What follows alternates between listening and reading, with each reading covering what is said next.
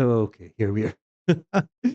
Sorry about that. I just had to run away and refill my paint water and clear my desk for a second. Actually, give me just one tiny second more. Just turn off the light. Right back.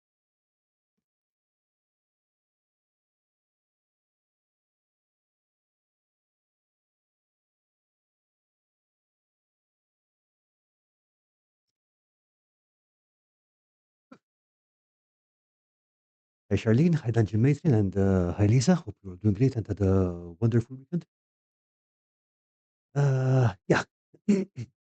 So today I'm going to pick up where we left off last time, painting the Kentucky Sawbones. And later on, probably going to do that off stream, but I'm going to be doing some work on the base because it does have a texture in it, but I think it's a little too out of scale for a 28 millimeter miniature. Also, need to sand off the bottom of the base because there's still the support marks from the print in there. Okay, let's jump back in there. Just get the Franken tripod over.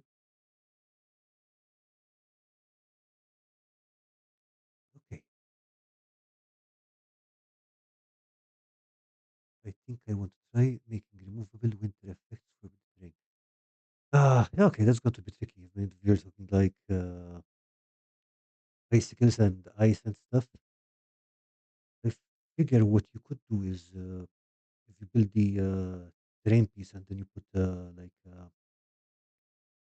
I'm thinking aluminum foil to be honest, like or some kind of cover like that, and then put the effects on them. That might work.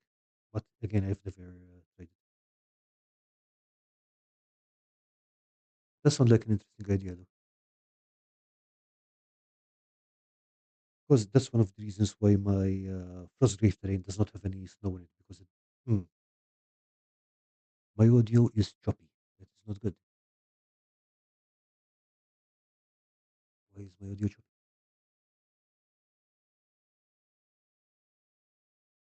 Hmm.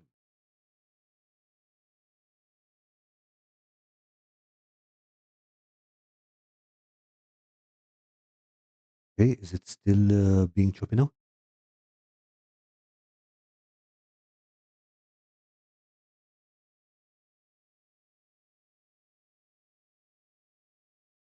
Yeah, that's one of the reasons why my Frostgrave terrain does not have any actual frost on it because I also use it for more time. So I just decided to leave it all unsnowed. So yeah, that's something that would be very interesting. Okay, so in the meantime, this is where we left off the Sawbones last time, and this is where it's currently sitting at. So all I did in between was to put a layer of sepia wash over it. Okay, and you see that's evened out all the colors and uh, kind of shaded the recess a bit better. The reason I didn't do it on stream is that the wash takes a while to dry, so that would have been pretty boring to watch,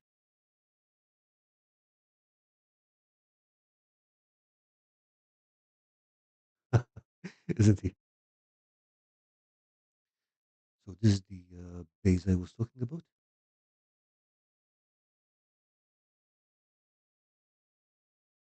and I don't know about you, but I think that floorboard texture is a bit large for a 28 millimeter scale miniature. So what I'm planning to do is basically cover it up with coffee stair sticks. Just normal floorboard pattern. It's not going to be herringbone.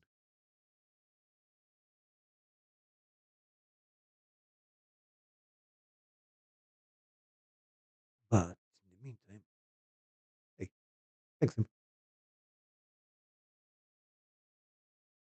Okay, so what I'm going to do today is paint the flesh parts on the sawbone. So let me just enlarge this one.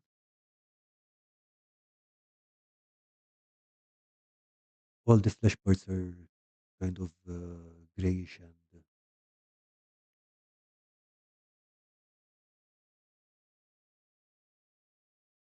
Yeah, they're pretty grayish, so it's a fairly neutral color. Now, what you don't have in the miniature are all these damaged parts. All the limbs seem to be fairly intact. So instead of going with a solid gray, because that's going to look pretty boring if it's unrelieved, I'm thinking of adding some green in the mix. It's not going to look as detailed as what you have in this reference image here, but should look more interesting than just a plain gray cover.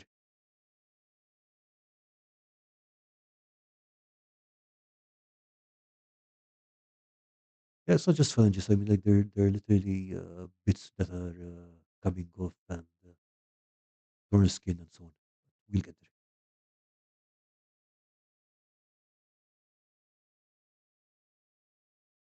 Let's sit here for a sec.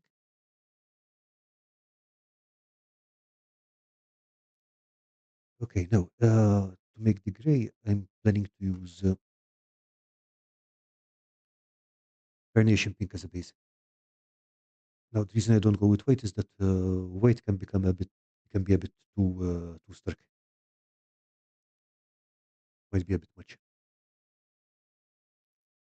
And for the black component, we have options. We have Mars black and Ivory black. Now, I'm thinking of going with Mars black because it's not an actual black. If you dilute it very heavily, it turns out to be a very dark brown, which is one of the reasons that I like to use it when I'm staining wood or underpainting wood, for example, because it has that kind of warm tone to it. Okay, another option I have is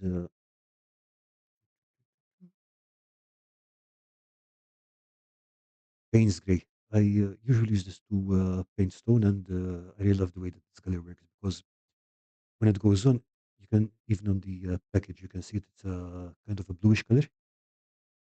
It dries very dark, so it's not black, but it's definitely black adjacent, like a very dark blue black. So I'm thinking of adding a little bit of this to the pink and black mixture, so just to make it a bit more interesting.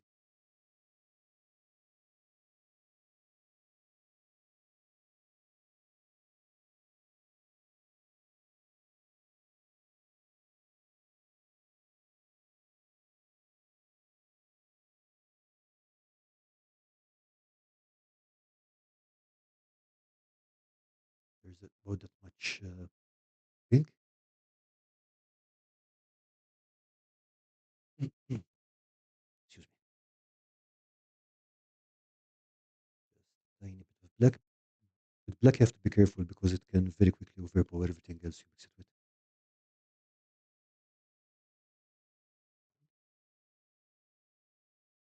Sure there's By the way, these tubes last a very long time. I think I bought this around when I want to say 2017. It might have been 2016, and I use them to paint terrain as well as miniatures. So it's seen a fair lot of use. But then again, with colors like black, you really want to use them sparingly.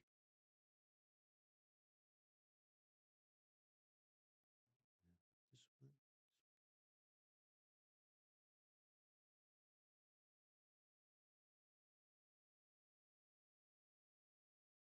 okay. And like I mentioned last time, the reason I'm using these that's way too much. The reason I'm using these what do you call them, lollipop sticks to pick up the color is that squeezing the paint out of the tubes really gets a lot of paint out, and it's extremely wasteful.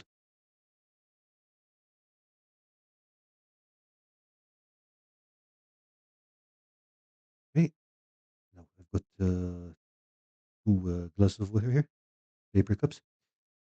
The reason I'm using two is if I need to clean the brush, I've always got a clean, ah, clean cup.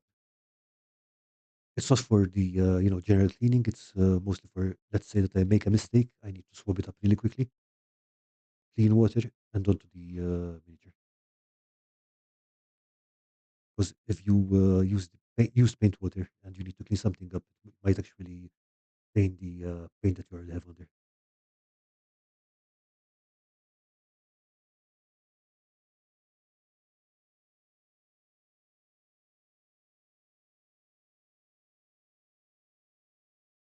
Okay, now just going to mix the black into the pink very, very slowly. So I'm just using as few parts of this, and I'll add more as I need.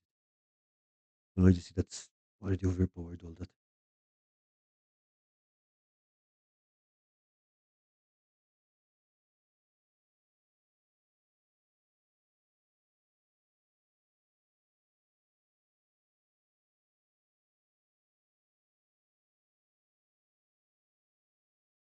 Now the color I'm looking to mix here is the mid-tone.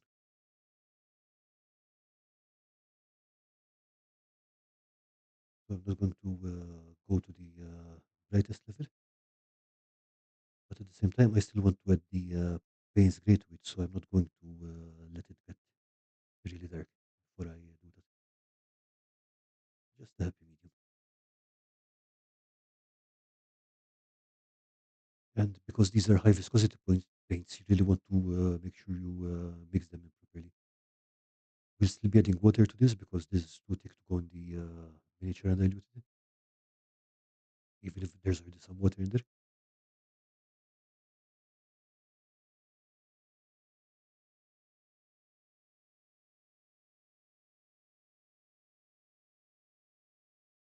Okay, that should be a good start.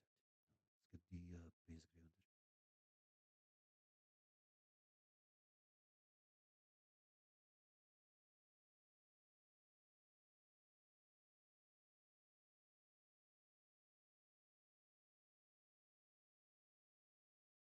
Okay, so the idea is that I'm going to use this for the mid-tone and highlights, and then go with some green in the shadow areas.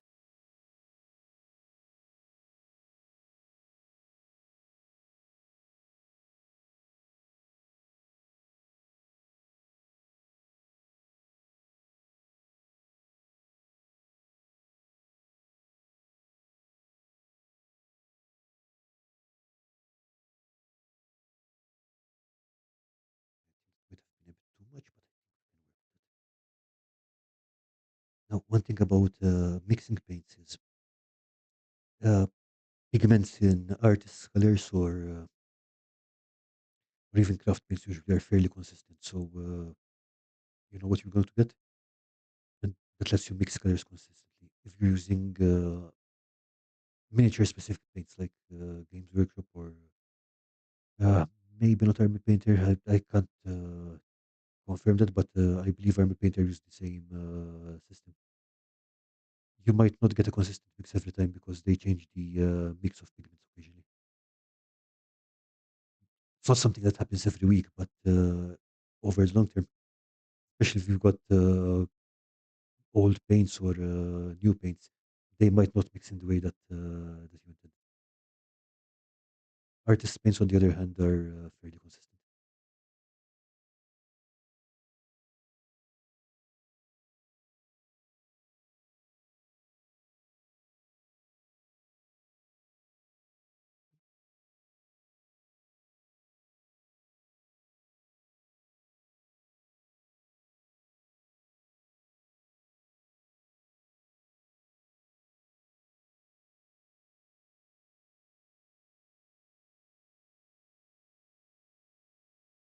Here for now.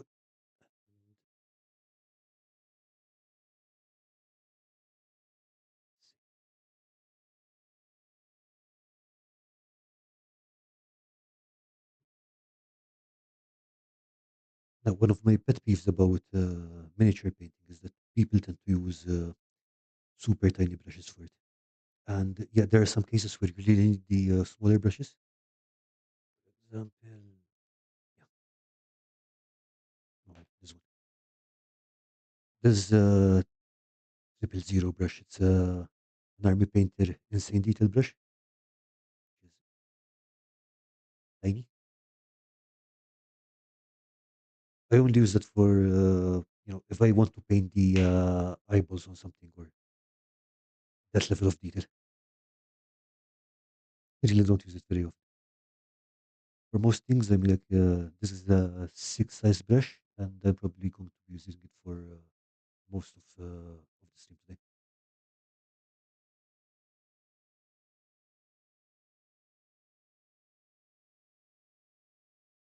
Hey, now, I remember that last time we did that gray dry brush over everything, just to get the kind of genital highlight effect. We're going to cover that over, but we can still use it as a guide to know that, hey, these parts should be lighter, these parts should be darker.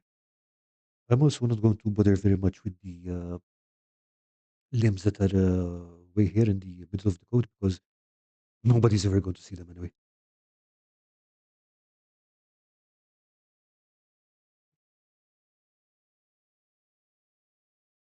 Now, unlike what we did with the code, this is going to be fairly straightforward base coding.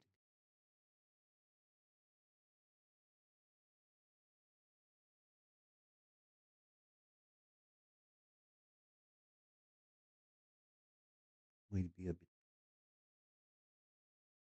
pedestrian, but I think that's about. If you learn to get a good base code, I think that's about 80 or 90% of the way to becoming a good miniature painter.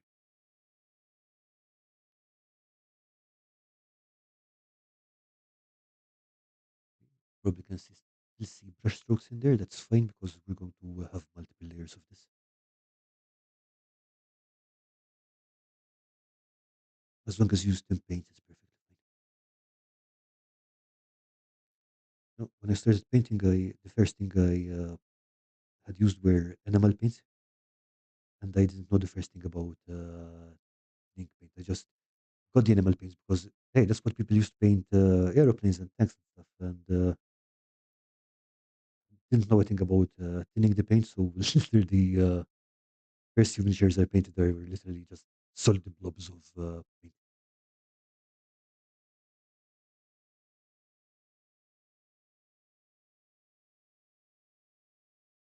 Not a great look, but hey, I was like 13 or 12 or something.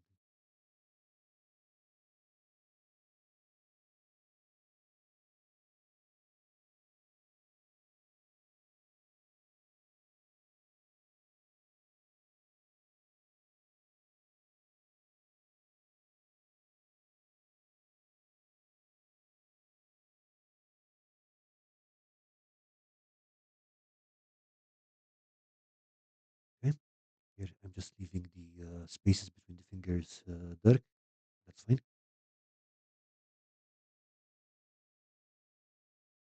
because we're going to be going over it with other colors and stuff later. Hey, evolution of gaming, good to see you.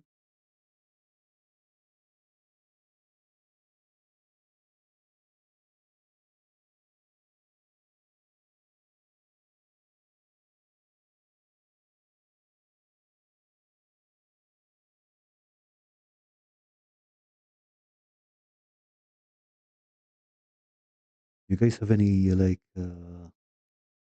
miniature painting mistakes or learning experiences from when you started?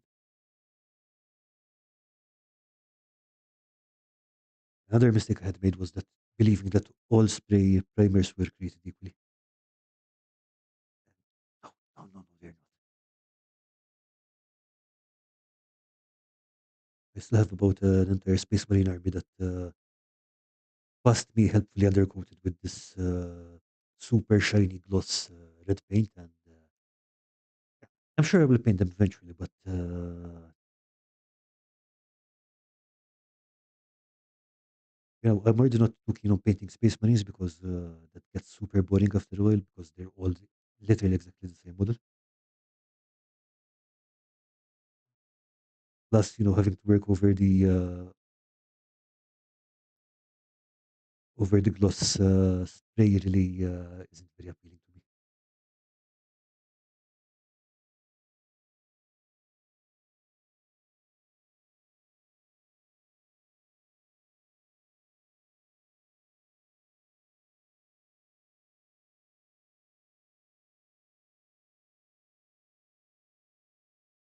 Okay, also a tip for,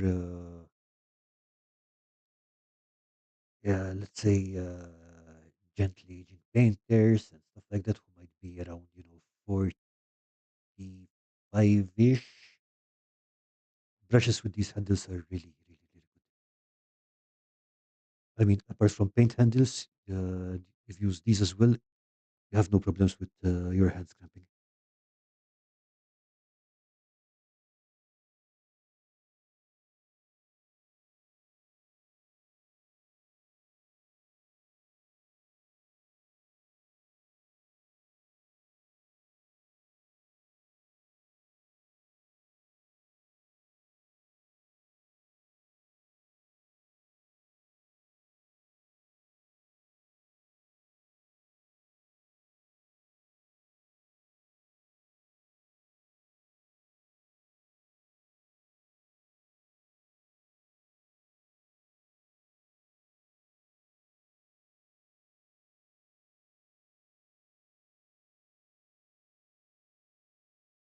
Just trying to be extra careful not to get any paint on the actual coat.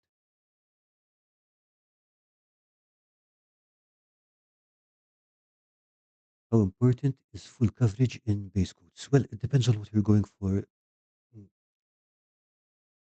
Depends on what you're going for with your base coat. For example, if you're planning to do stipple and wash like we did with the coat, it's not very important because all that's going to be covered in several successive layers. If you're planning to do a more traditional, you know, just layering paint on top of the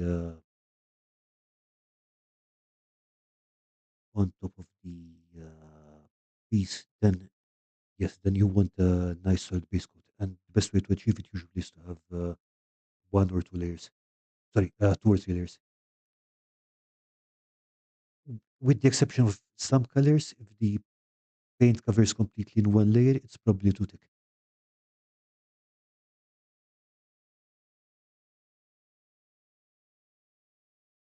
But also, yeah, I mean, like it's the importance. It's not the technique itself; it's more what you're going to do on top of that.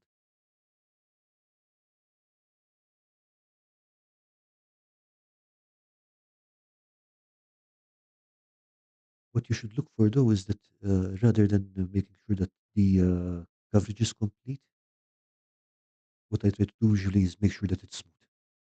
That I think that's way more important.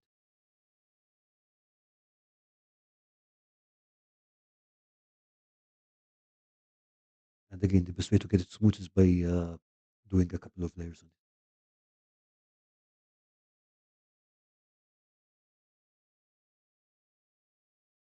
Coffee staining is something I always have to be careful of. Do you mean like actual coffee or like the watermarks that you can get on miniatures? Sorry, on paint.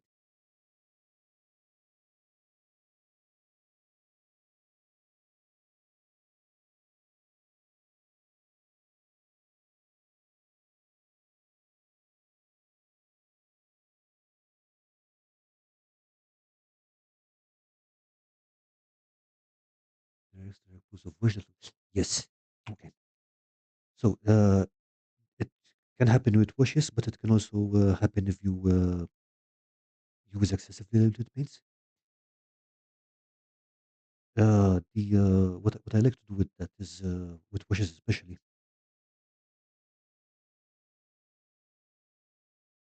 After you've applied, first of all, avoid just throwing the wash everywhere.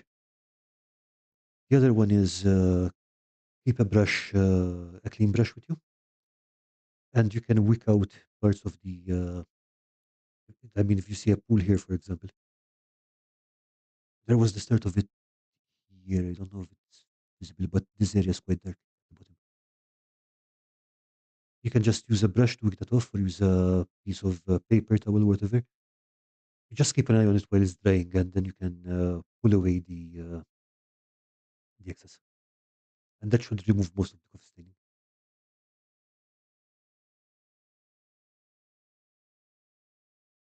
That leads to my next question. How do you keep from pulling up the base coat when I was blending? Ah, okay. That's okay. You do not you do not wet blend on the base coat. So I might be trying some wet blending later to do the dark areas, but basically the base coat is literally just a base coat. You just apply that. That's your neutral color. You let that dry. At least that's the way I do it usually. Now, if you want to base coat, depends on whether you're using oils or you're doing two brush blending or whatever. You put two two parts of fresh paint on the base coat, on the dry base coat, and then you blend those. So the base coat is not going anywhere. The base coat is already dry. What could happen if you're using acrylics, especially, and you're using a variating coat, you might pull some of it off, but realistically, if you just let it dry, put the paint on top of it, and then blend those, then you should be fine.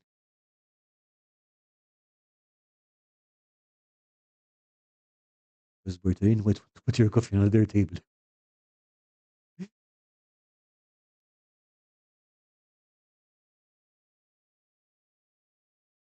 Yeah, I mean, they do have a strict no drinks on the gaming table policy, both because of the miniatures and both because of the rule books.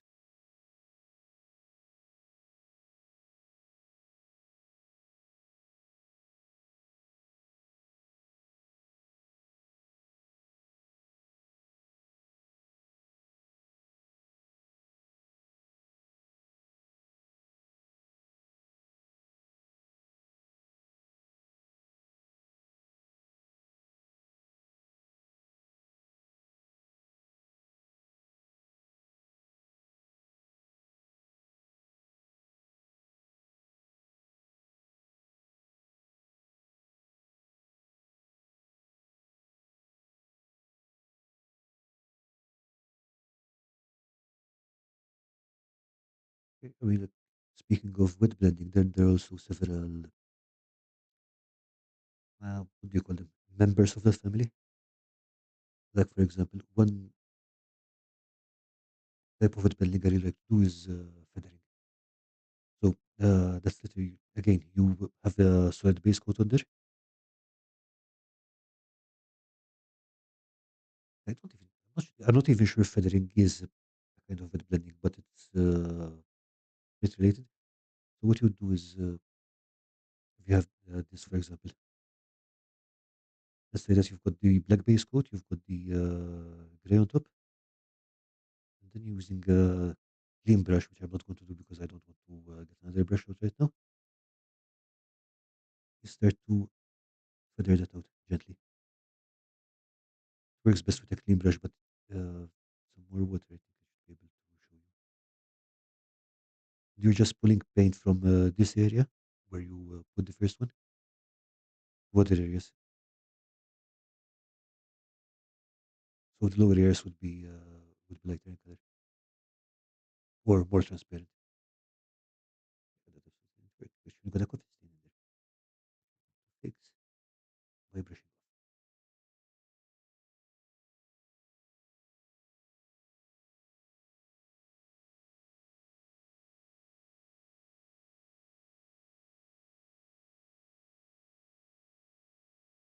You should give him a mom tattoo on one of the arms. I was actually considering doing some line work on him later, but I, I didn't really get ever get much practice with it. I did some on the dwarf slayers. It's a yes, seriously.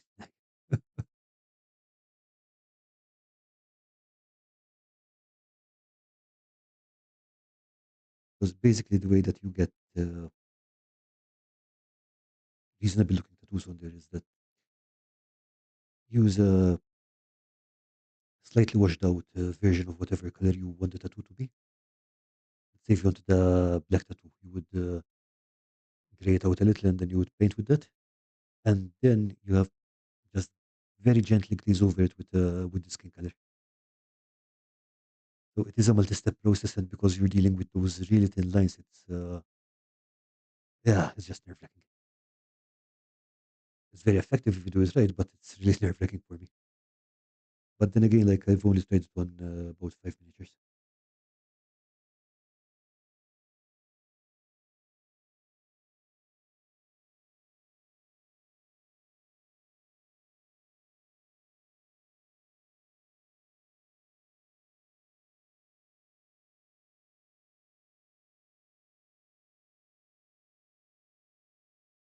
Okay.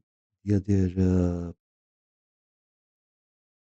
let's call it easy wet blending thing to use is oil paints because the drying time on them is so slow that you've got plenty of time to do whatever you want to do.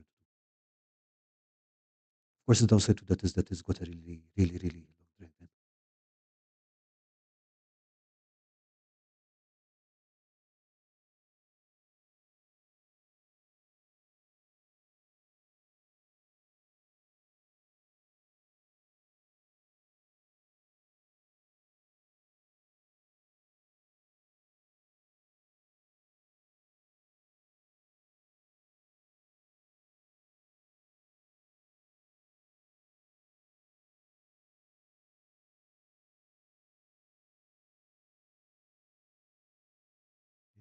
Okay, it should be a good enough first coat for the legs.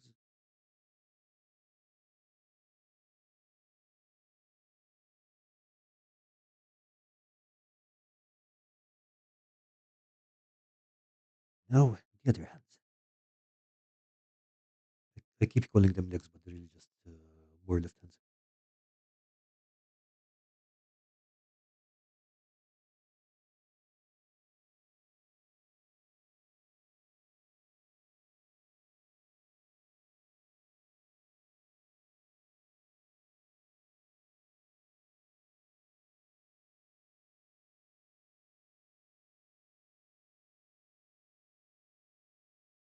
And I really want to be super careful here not to get more paint on the coat.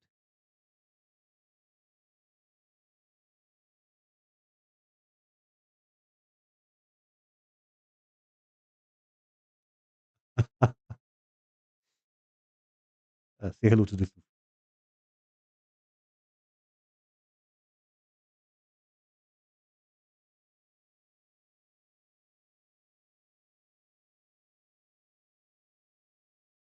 as I was mentioning earlier, I like to use chunkier brushes, even if these fingers are super detailed. I don't think I've ever painted a miniature with fingers out in that position, so it's they're tiny. But then again, this is the first resin print I've ever painted. Still, as long as you maintain brush control, you should be fine.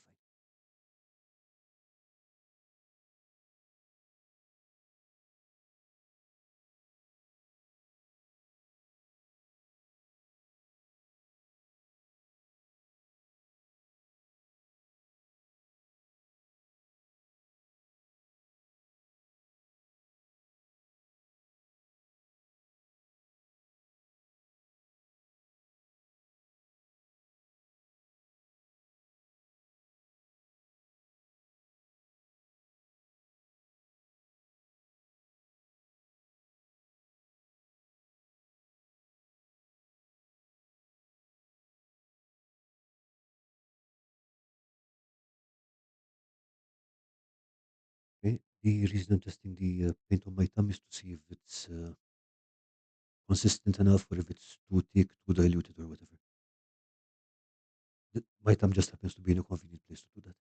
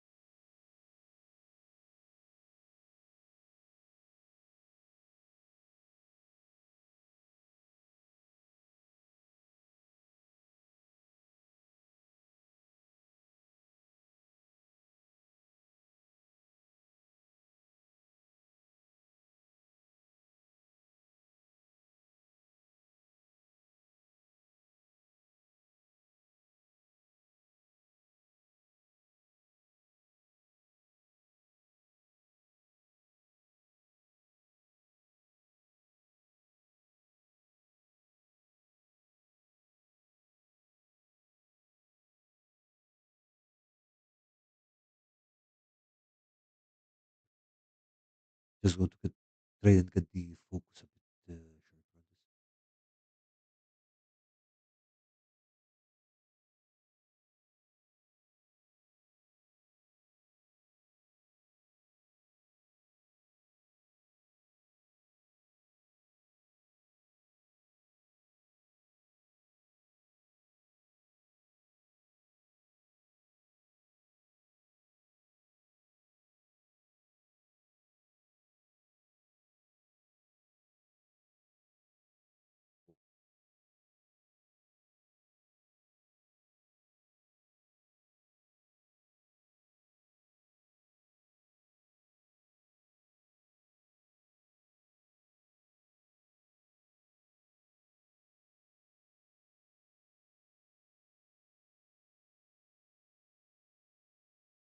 Okay,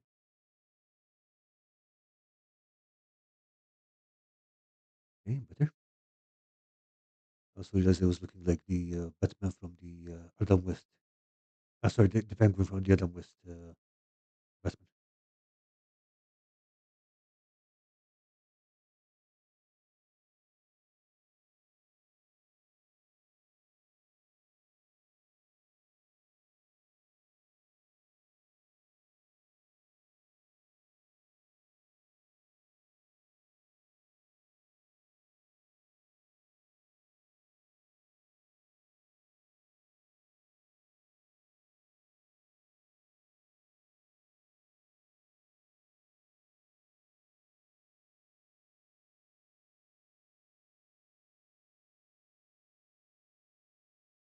These fingers are going to be a pain.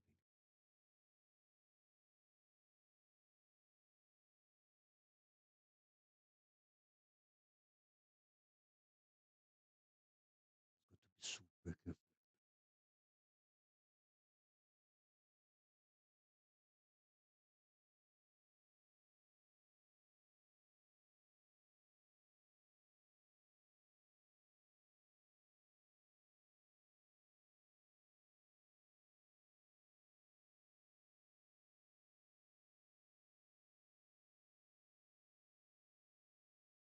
I wonder if the right hand ever tried to join the party. I figure this these guys are fairly exclusive. I don't think they would let a right hand join.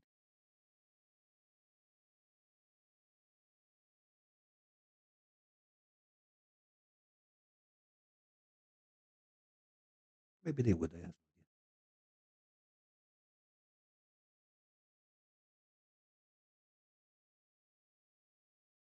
have no idea. I have no experience in dealing with sentient collections of severed hands.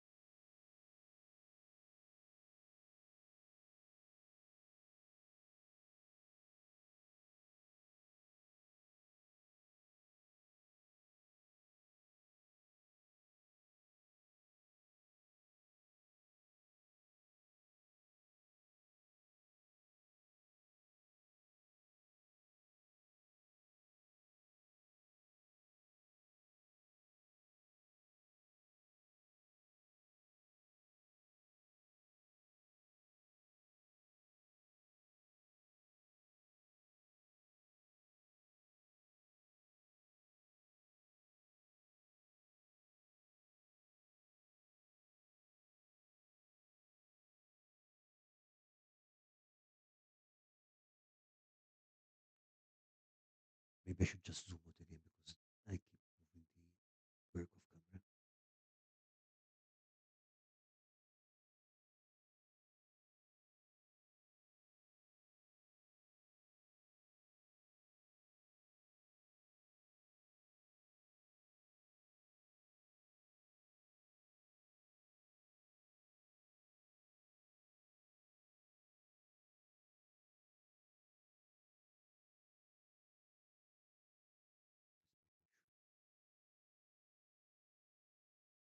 Don't forget any.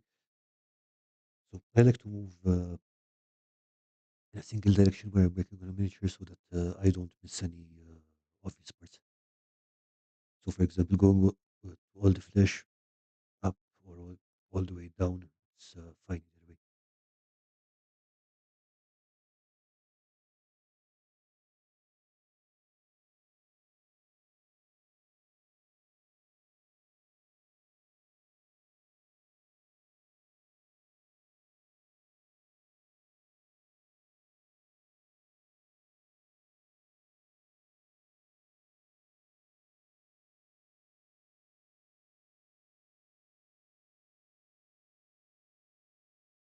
What I'm saying is that these hands are so small that even a tiny amount of paint is covering them really well.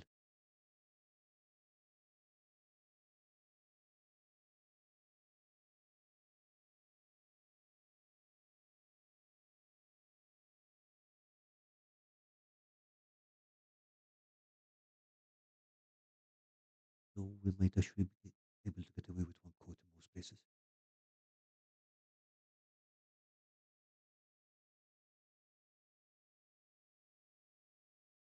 The big ones, on the other hand, yeah, they do look a bit choppy, so they're definitely needing another one. Ooh,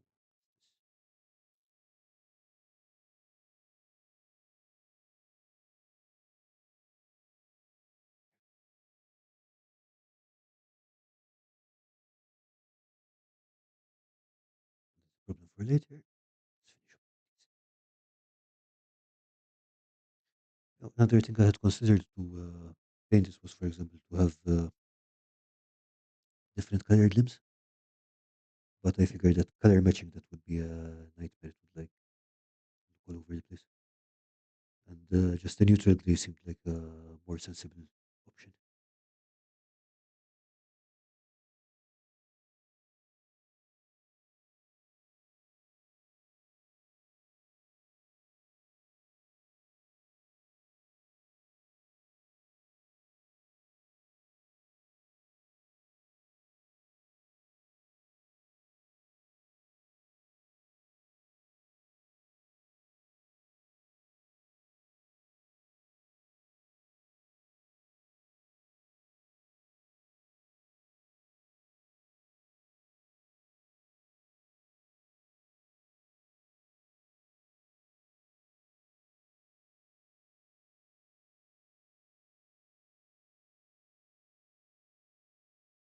There's a bit here which I'm not sure if it's a thumb or a piece of the coat. I'm going to go with thumb. Sometimes you just have to decide things like that.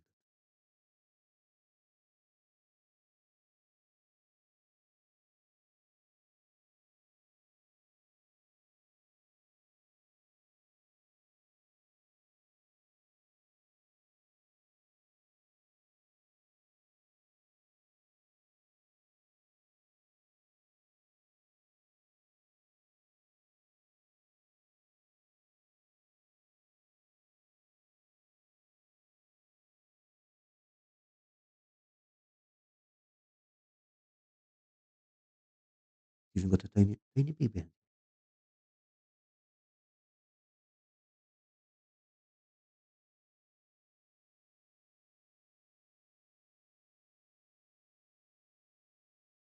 Okay, now, my plan for the face is to work up to around here with the light colors and then keep this dark.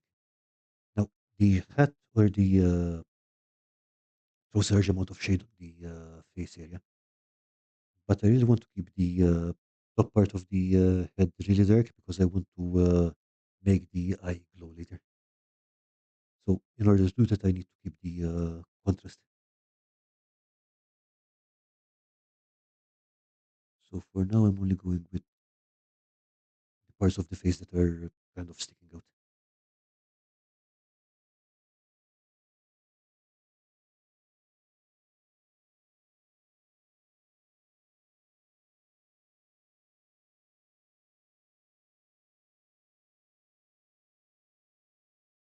And the lower limb should be ready for another coat.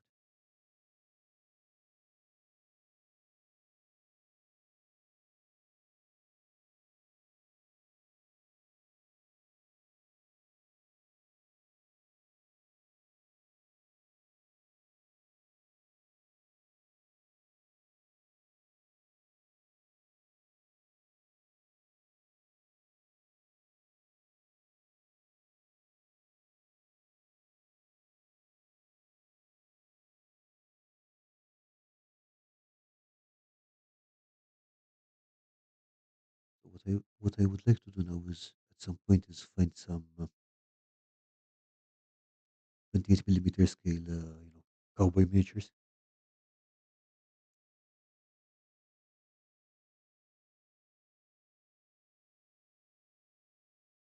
So I'll have to have a look around for manufacturers and stuff.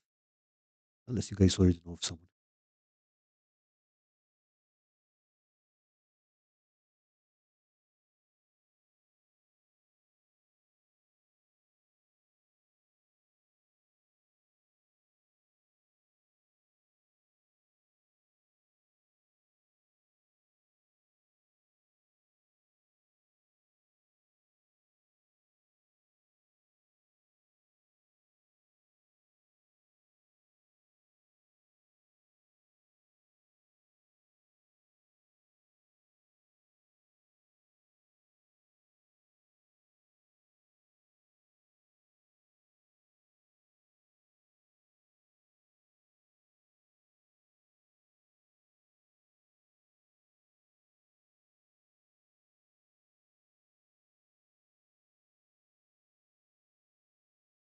Oh, by the way, I'm doing this because these are acrylics. Don't do that with oil paints or stuff like that.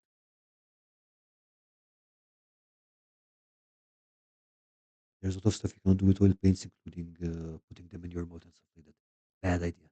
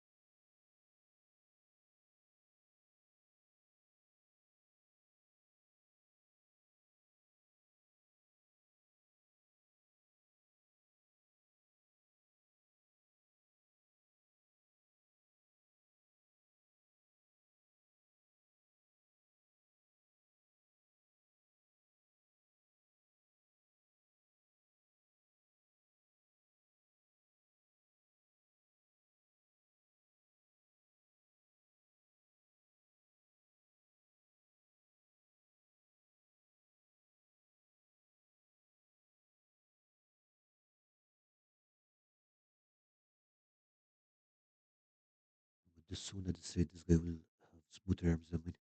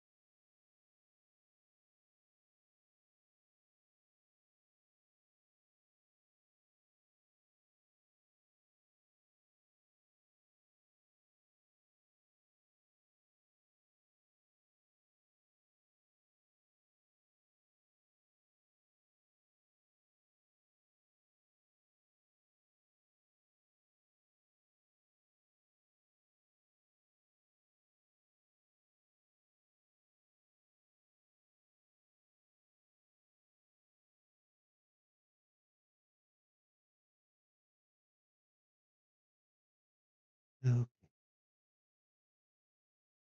so I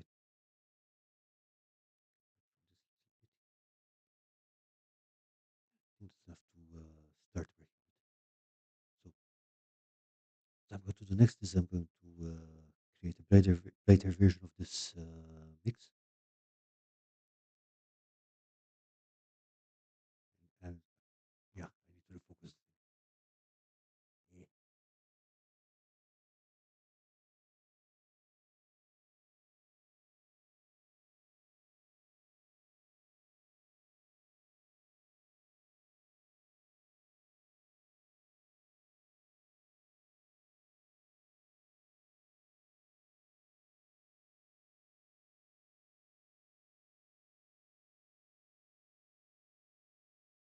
I just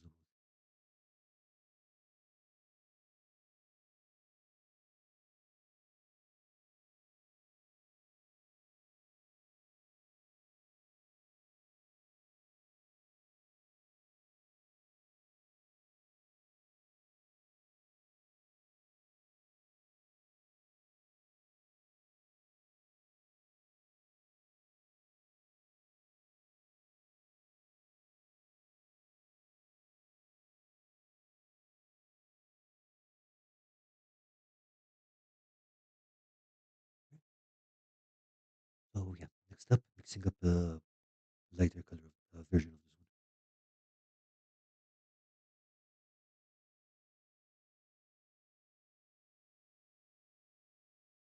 So I'm just picking up some of this pink again, moving it to a different area, just so to have a separate pool of paint in case we need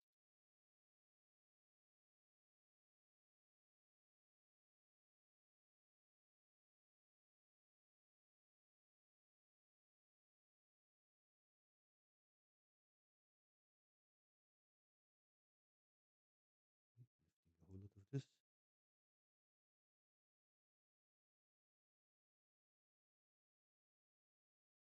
and then mixing the two.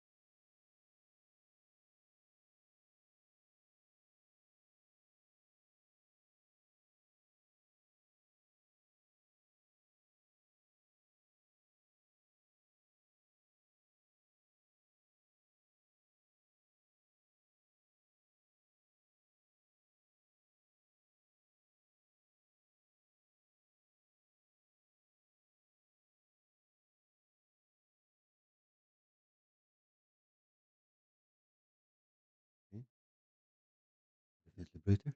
Should work. And I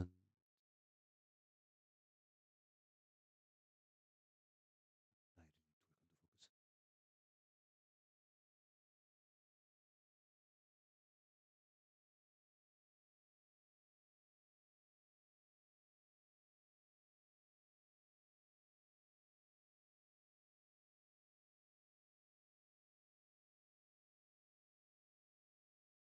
Bear with me.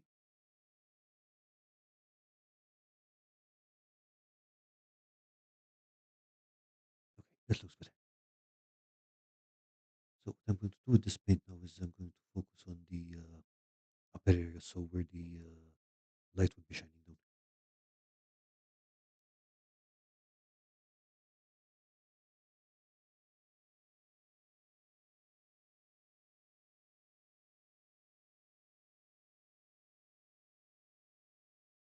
And I'm trying to be a lot more economical with it than I was with the base coat.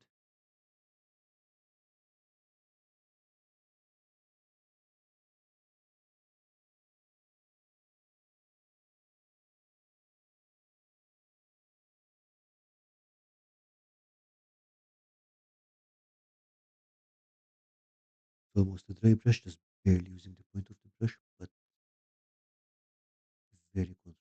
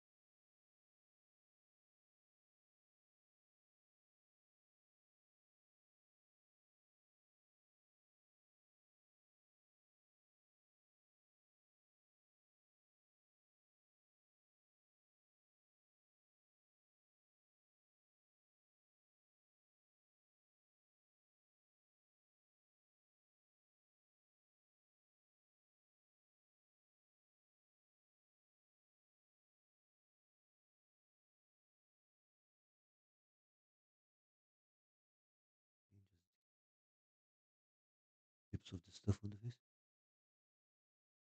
Just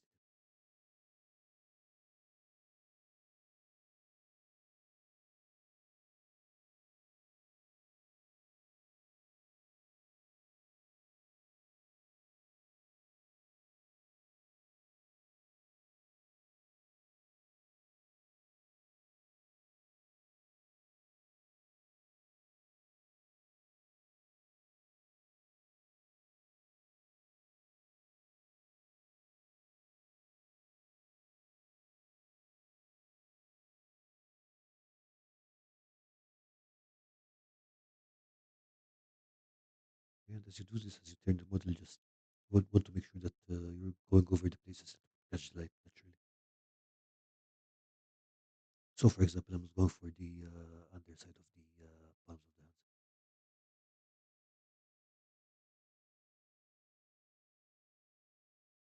Okay, before I forget, because I actually just forget earlier, spilling the paint water and everything.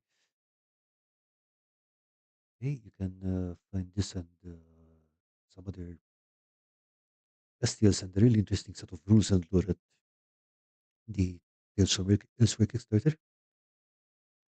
I believe Peter is still taking pledges for the PDF bundles.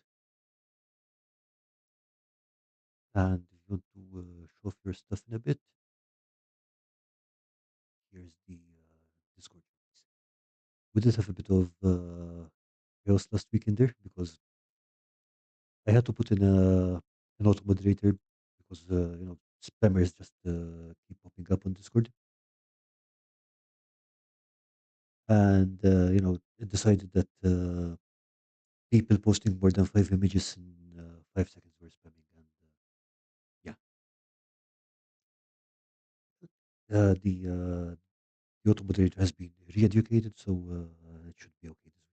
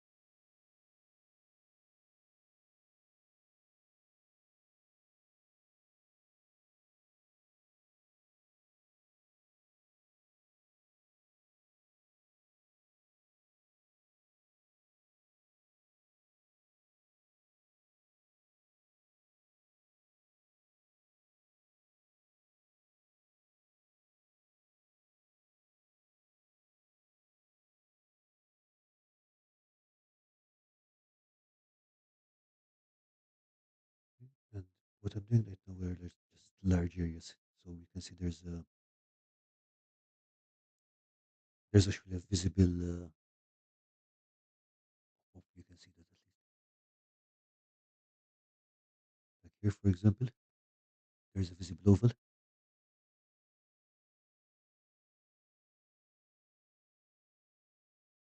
and we'll be smoothing those out later.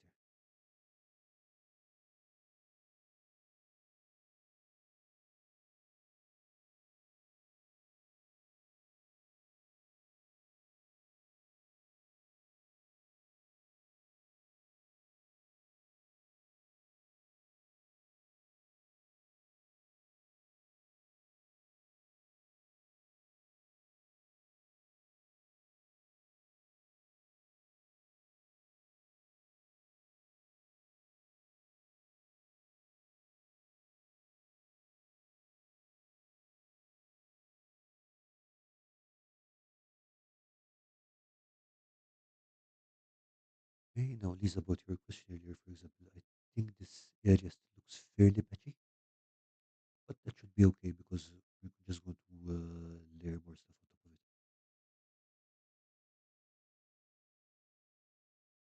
If I was really smart, I'd come up with some way of putting a wash on top of that, just so it looks like extra texture. But that is not what we're going to do today.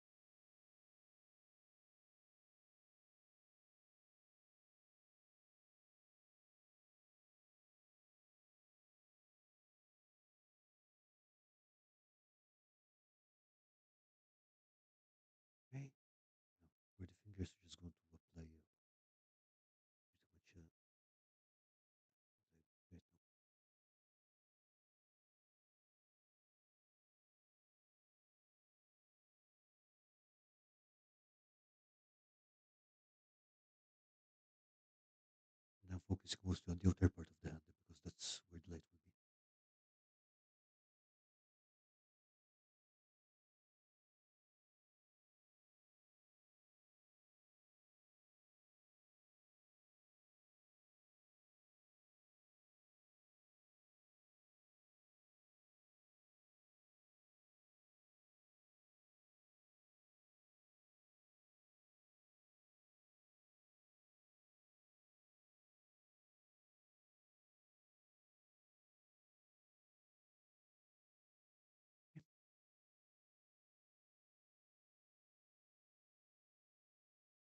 Now to fix these blobs, what I'm going to do is I'm going to glaze some of the same color over.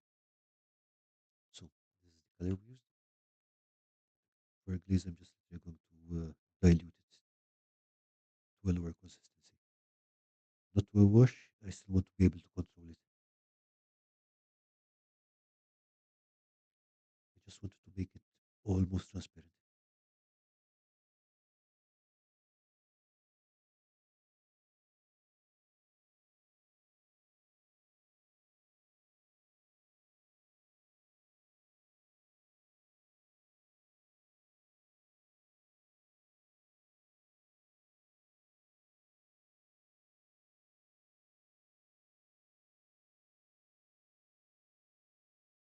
But for comparison, this is what the undiluted color looks like.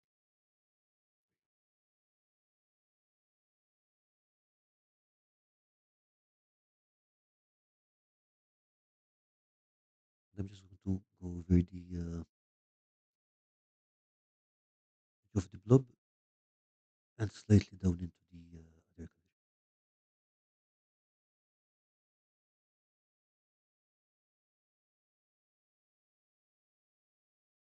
Okay, so it's just straightforward glazing at this point. Just extending the color just with a more transparent version of itself. That kind of blends it in with the color under it.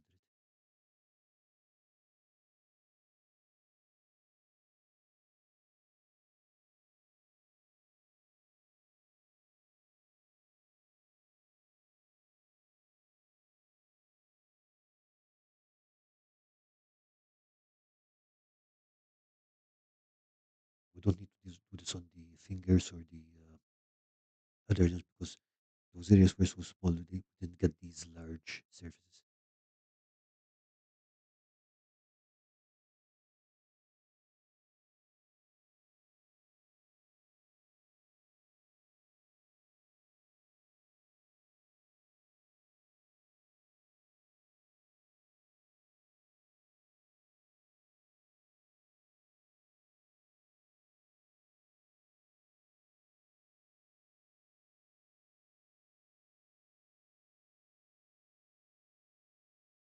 Just literally just baking the outlines of these.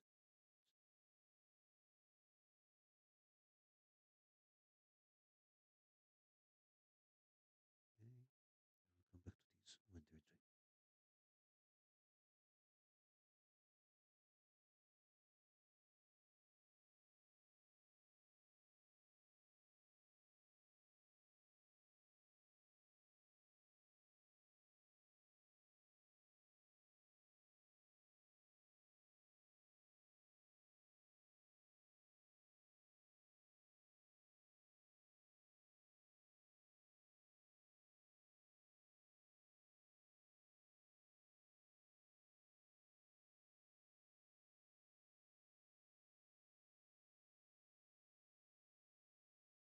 I mean, I'm hoping it will work. It's like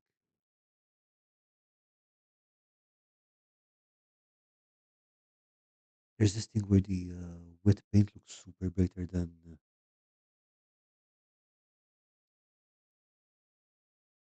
wet paint looks brighter than it is when it dries, and sometimes that can throw you off. So sometimes you just want to slow down and let it dry and see what happens.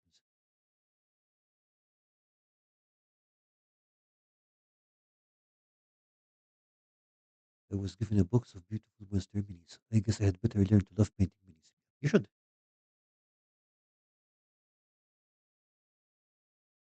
Why seriously, it's fun. And there's really no way to mess it up. I mean, I don't know if they're metal or plastic or whatever, but look, at worst case, if you mess them up terribly, you can clean them off and repaint them or whatever. So it's not like you're going to destroy them. What is the lore of this creature? Okay, from what I remember, it's like a manifestation of people's terror of amputations. Now, I'm not sure about the powers, but I do recall that one of its abilities is to uh, take over controls of someone's limbs, because that's part of the fear of amputation, is the like loss of control. Yeah, he's a very scary boy.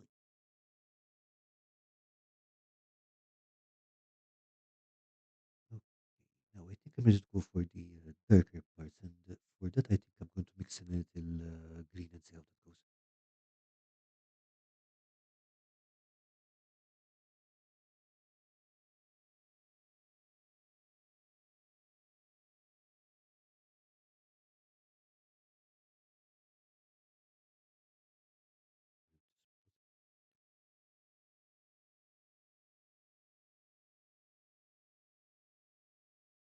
Okay. Oh, one good tip is don't mix the paint using the same brush that you're painting with. You're just going to fill it up.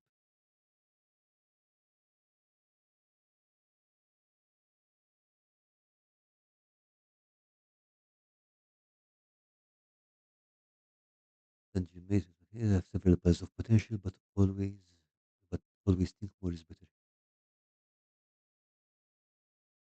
I'm pretty sure they're collected. I'm pretty sure they're collected. I mean, like regarding the piles of potential, to be honest, I've got minis that have been waiting to get paint on them for 3 decades now. So yeah, I mean, there's potential, but yeah, eventually, one day it will happen.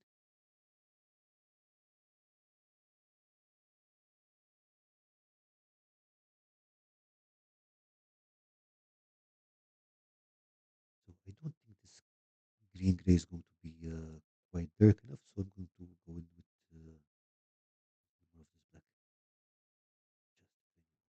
Just again, it's going to really,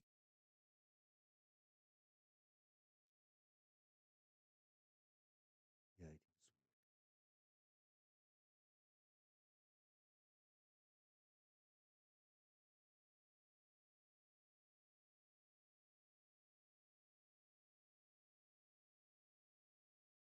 think they're collected, perhaps give them different skin tones. I'll be honest, I thought about that and I just decided against it because just going for different skin tones is going to create a very unbalanced color. Also, I have it on reliable evidence that severed limbs don't actually retain the original color. They, whatever color they started out with, they just go a lot darker. So I've been told, at least in my first aid course. It's not like I've been collecting severed body parts much.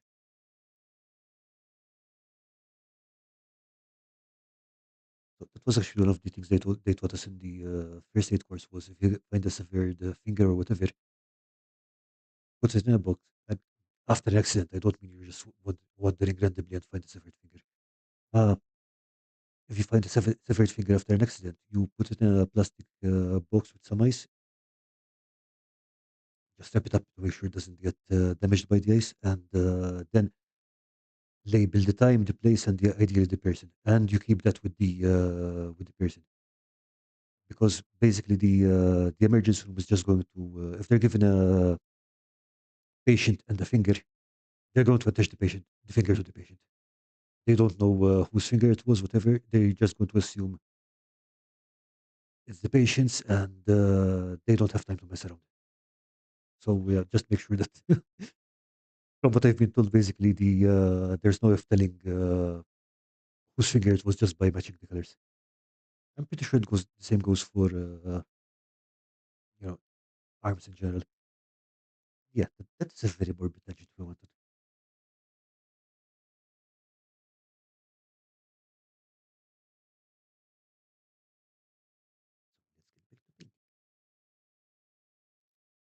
I mean, like,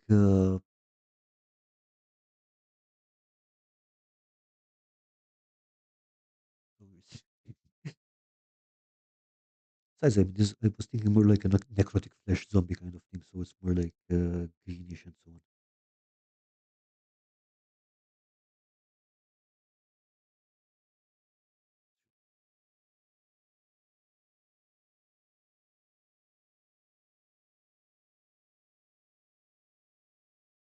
Just out on the underside of the hands and stuff.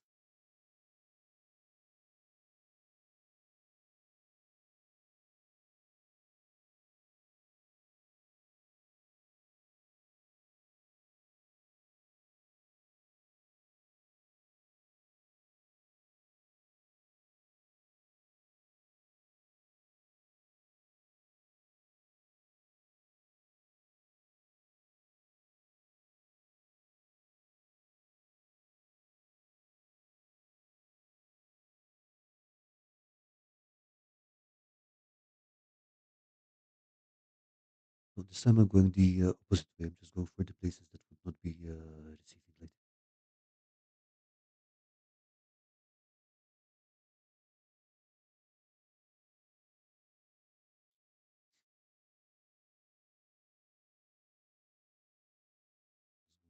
behind this. Basically, I keep my miniatures attached to the holders using blue tack, and sometimes, especially heavy miniatures, just shift around it. So I don't like doing it, but I just used rest back on the hand because there's really no other place to do that, especially since the lower limbs and stuff are still wet.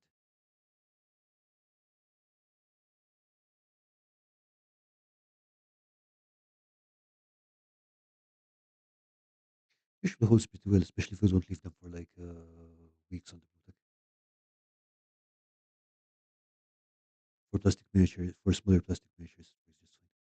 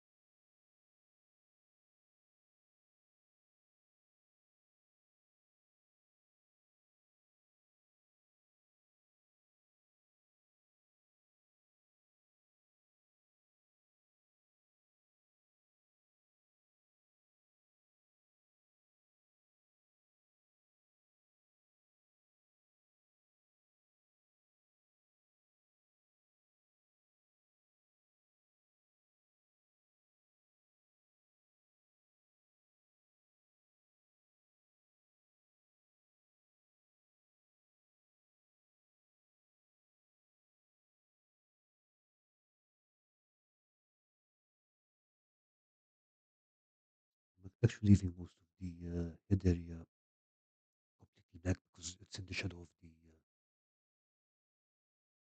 in the shadow of the hand.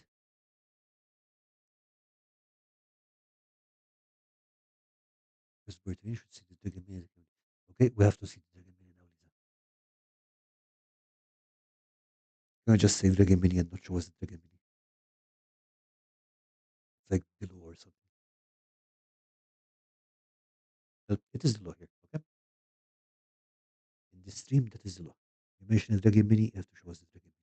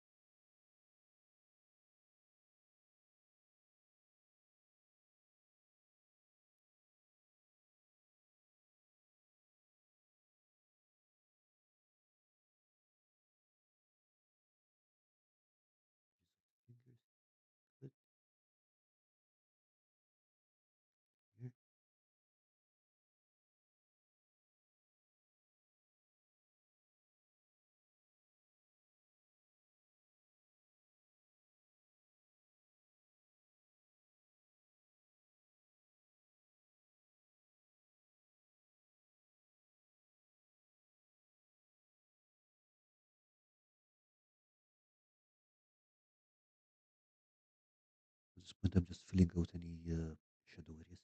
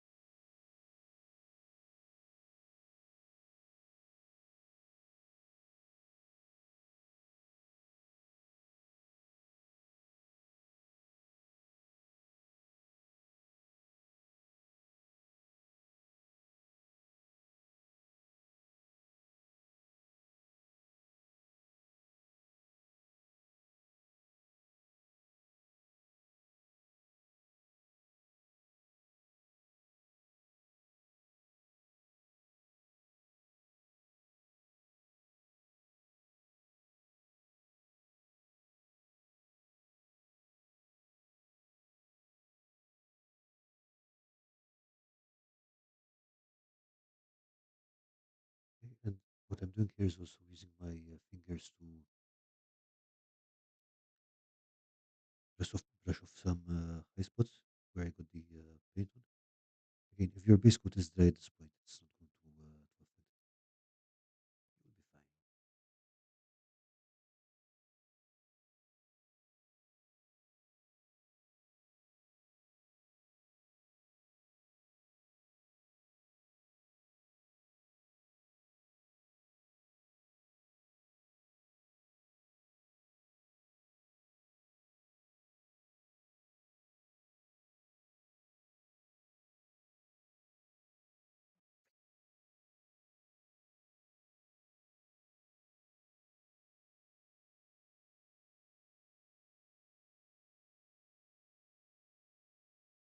Okay, so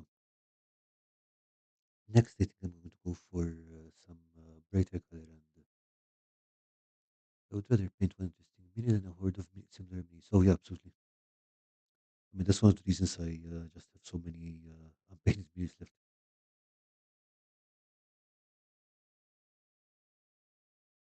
That said, I mean, I did find it interesting that once you settle down, it's kind of relaxing to start painting the same mini over and over for something.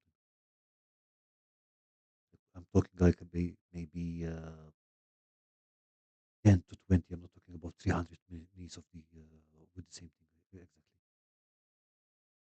But yeah, when I was painting goblins last year, it was relaxing. I would say.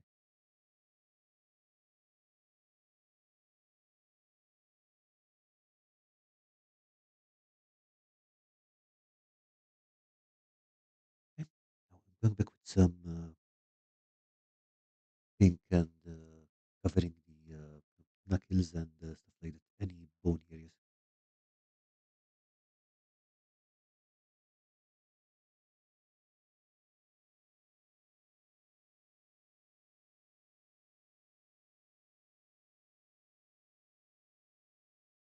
Best way to do this for me is to use the side of the brush and just swab it over. Just make sure you don't have too much paint on it.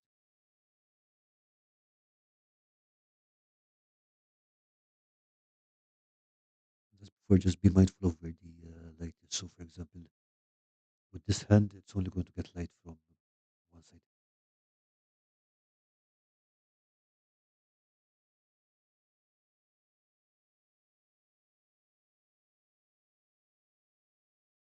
I like to do this even with 28 millimeters, 28 millimeter miniatures because stuff like the knuckles and cheekbones just really show up so much.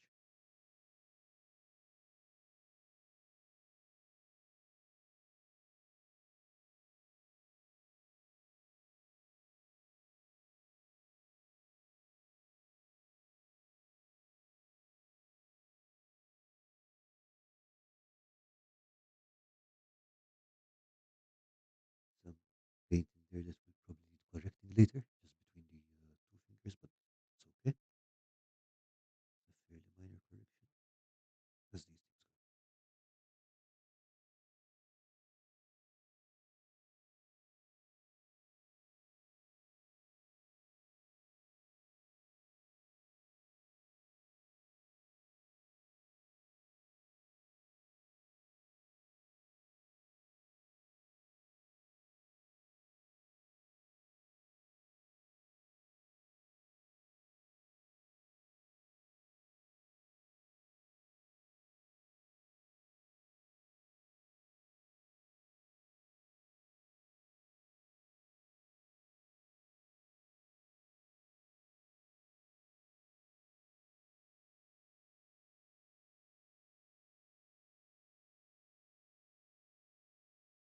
Oh yeah. So Chris Bertrain, him was painting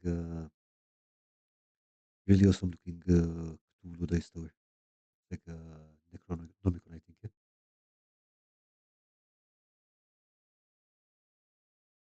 And honestly, I think that's probably larger than anything I've ever painted. That's not a piece of terrain, I guess.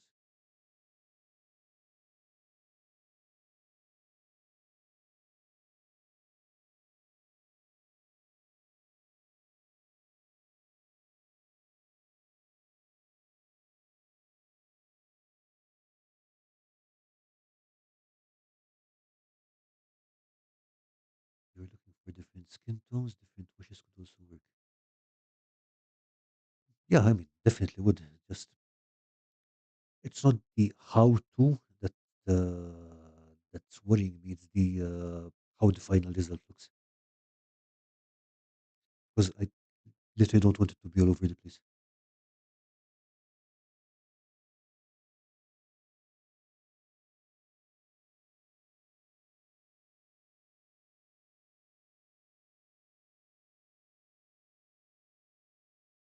I mean, like I don't mind making it like a necrotic gray kind of thing because it's like just makes it look more alien.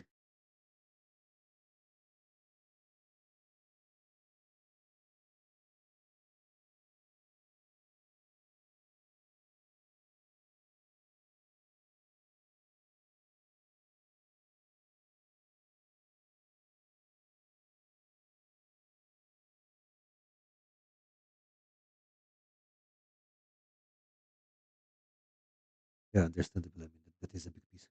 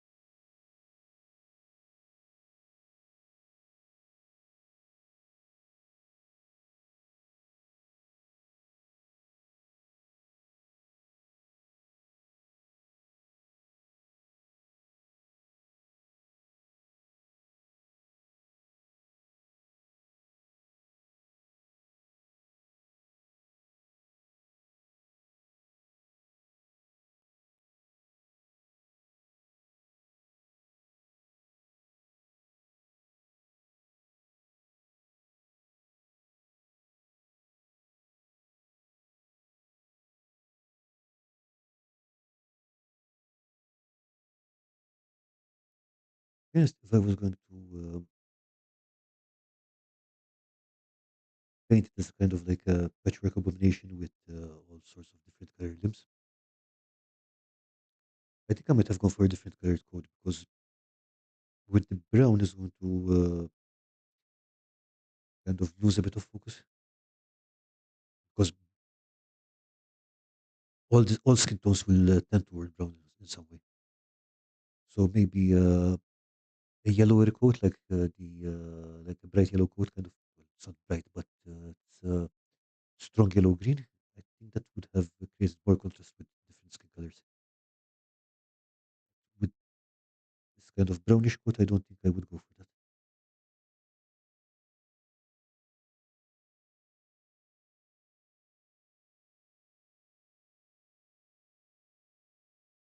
Would be a good painting idea, though.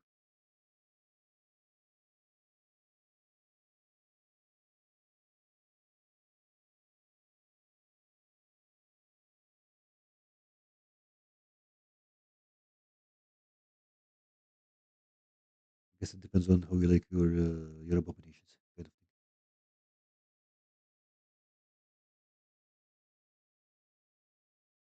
You like gray, bloodless abominations, or do you prefer multicolored horrors? And paint yours any way you like.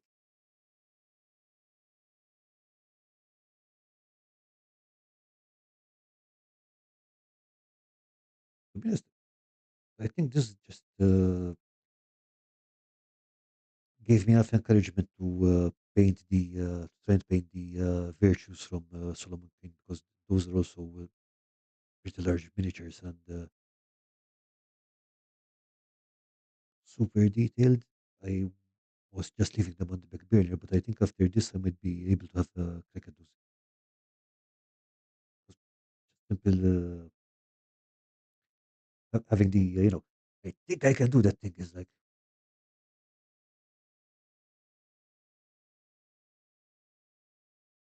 does make a ridiculous difference.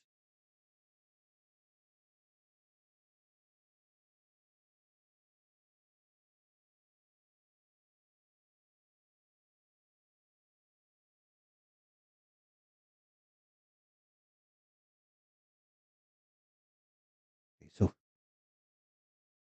I think I'm going to pull the skin for now. I might actually do some work on it later, like maybe some washes or stuff, but it will be a unified wash over all the limbs rather than having specific limbs doing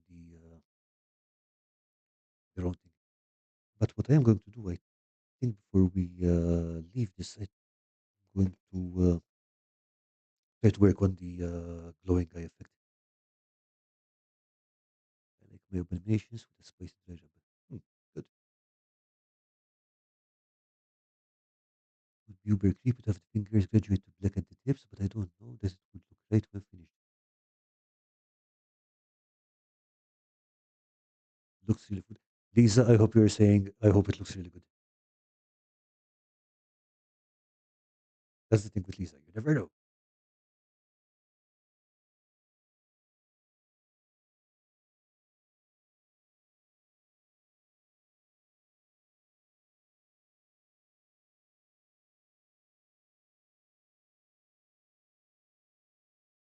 Okay.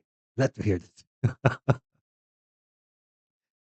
Actually, I kind of like the idea of the fingertips going to black, but I might actually test that out later with one of the fingers on the ground because those are even if I mess those up, no one will be able to. If I can work that out, it's a pretty good idea. Also, what I would like to do later is do the fingernails. I know it sounds mental, but I think what it is that the fingernails on the ground are large enough that you can see them. So I think it's one of the few cases where it makes sense to paint them.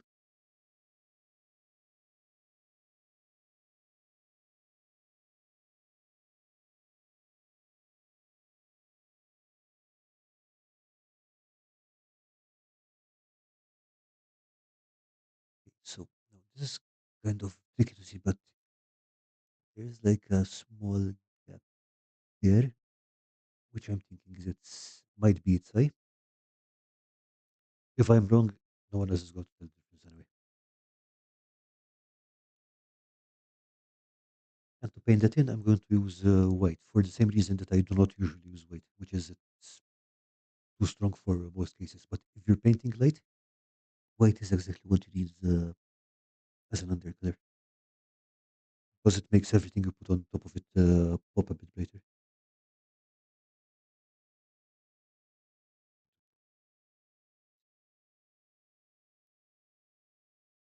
I swear I could do this when I was 16 without too many problems.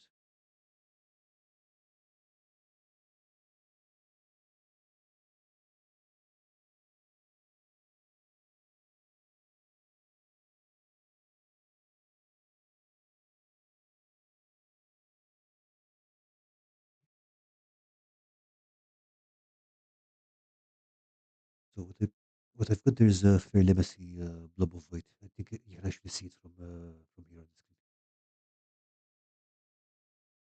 It's fine because one of the things we're going to do with light is make it spill over a little. That's how we get the glow effect. And I'll just give it a second to.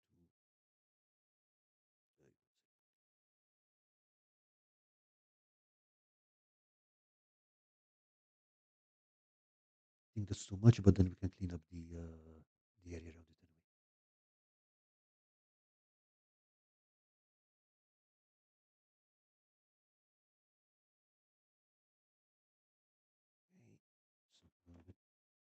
primary magenta.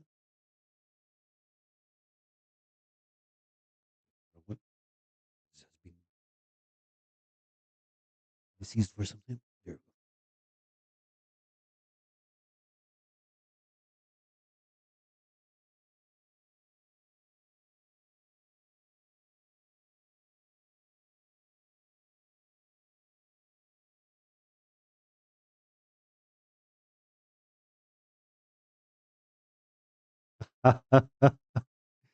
So I'm imagining Karl sitting across from your table from this guy chewing gum and saying in a New York accent, "So, honey, I don't even know what a New York accent sounds like, but yeah, let's try. So, honey, you really need to work on these cuticles. So, honey, you really need to work on these cuticles. Hmm. You will need to educate me on New York accents later.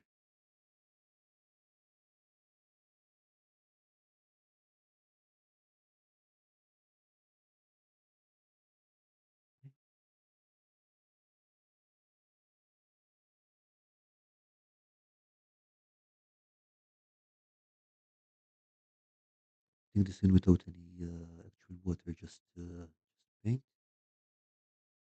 Again, not usually the done thing, but this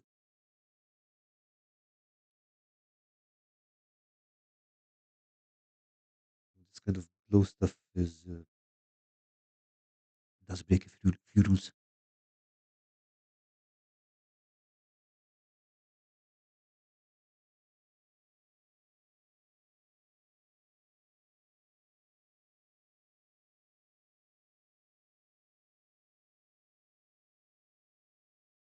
Okay? And just for it extra glow, we're going to dry brush the red all around.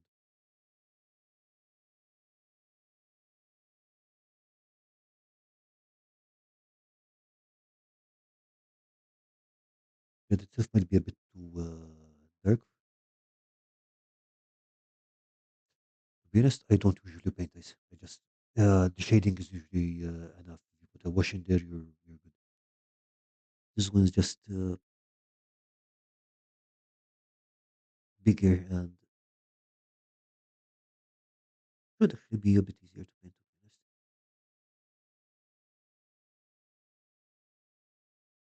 besides it has a glowing red eye. I mean, like, you cannot not give it a glowing red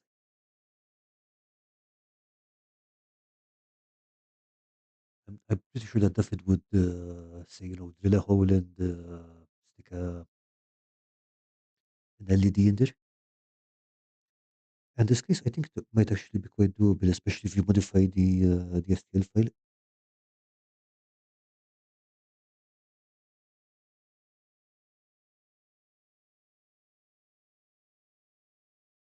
Because I'm certain there's enough space inside here to fit at least a small battery pack. Then you can just hollow out a tube right to the place where the face is and drill a hole for the eye. You can do it in Blender and then just print out the whole thing.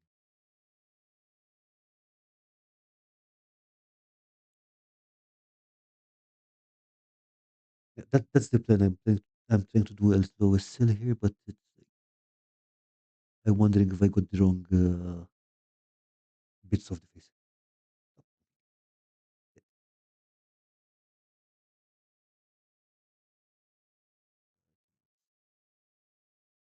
Is it visible as well? One of the problems with this, I think, is that because of the shadow of the head, most of the time it will not even be visible because it's literally dark all the way up to down here, which makes it very atmospheric, by the way. But I think it will hide that floating.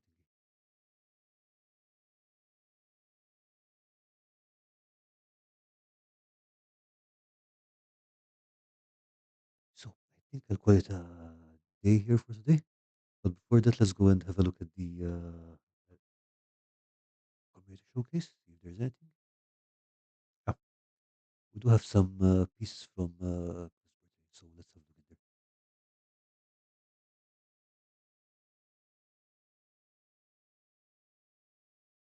Okay, I believe these are from her recent video.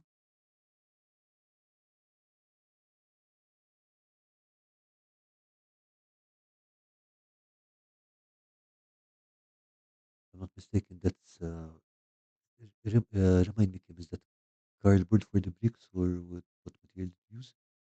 I know that the bars are skewers, bamboo skewers.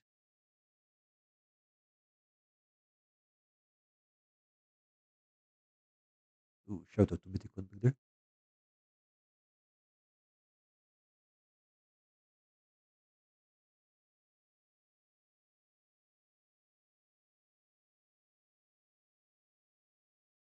I like the color effect of the walls. I think this one is different lighting, right? Not a different color.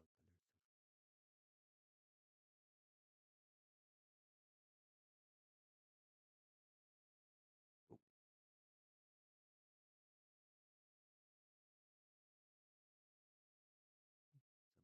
sell furniture. Okay, egg carton bricks. They work really well.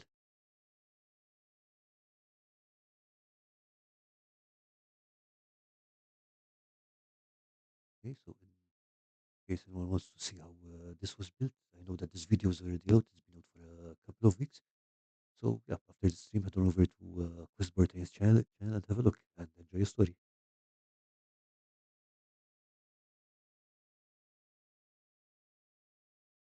Also, what's that? What's the door handle? Because the door pull looks really. I'm guessing it's jewelry thing. And yeah, look at that texture over there.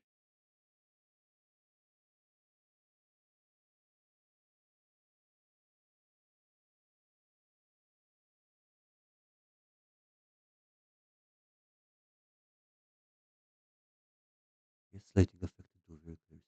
I mean, you have you. Oh, okay. So the door pull is all jewelry. Nice. I mean, you have used the lighting to good effect several times. I remember your Halloween build, for example, the one with the giant hand temple or whatever it was. Plus the I forgot what that one was for, but I remember there was this like this curved piece of cork, which was like an underwater tunnel. I mean, the lighting on that one was brilliant. It really added a lot to the effect.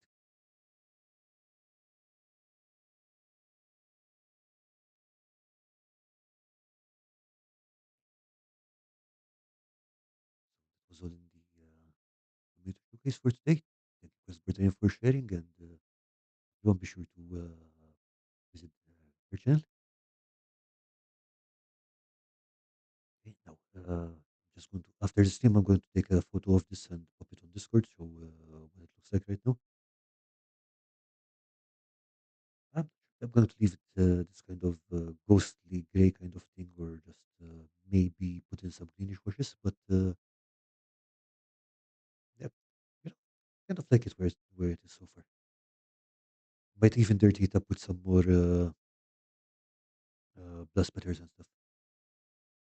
Now, I don't think I'm going to bother with the doing the base on stream because that's fairly straightforward. But I'll think about if I want to do any additional weathering on this thing, like for example, pastel powders or stuff like that. I might do it as part of a stream and then move on to something else because I think that might be interesting to watch. But you guys let me know. Anyway, thank you all for joining and you all have a lovely week. Bye.